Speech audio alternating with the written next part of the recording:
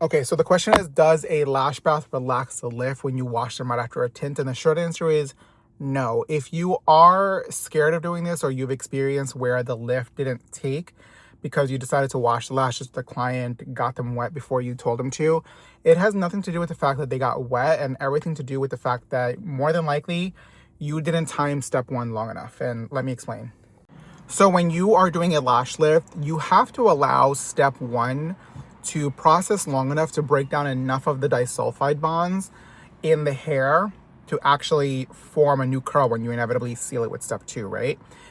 If your lash lift is not holding after it gets wet, whether it's immediately after, whether it's 24, 48 hours after, it's because you didn't leave it on long enough to actually break down enough of the bonds so that they can reform into the new curl pattern.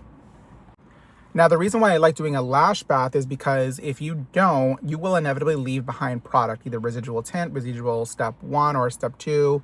And that could be problematic for a couple of reasons. If you leave any residual step one behind, it's going to continue processing and can eventually overprocess the hair, right?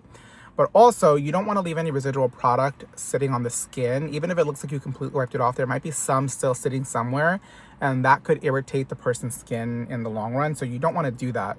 But the second reason, the real reason why I love doing a lash bath afterwards is because that residual product that could be left behind could act almost like a styling gel of sorts, just to kind of put it in layman's terms. And it can give you the false impression that your lift actually did take because it's actually holding up the lashes the way that you think was caused by the lift.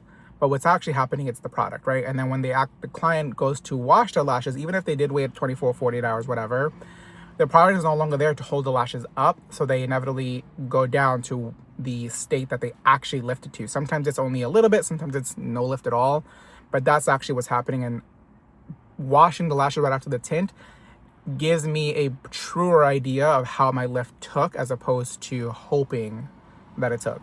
I hope that makes sense.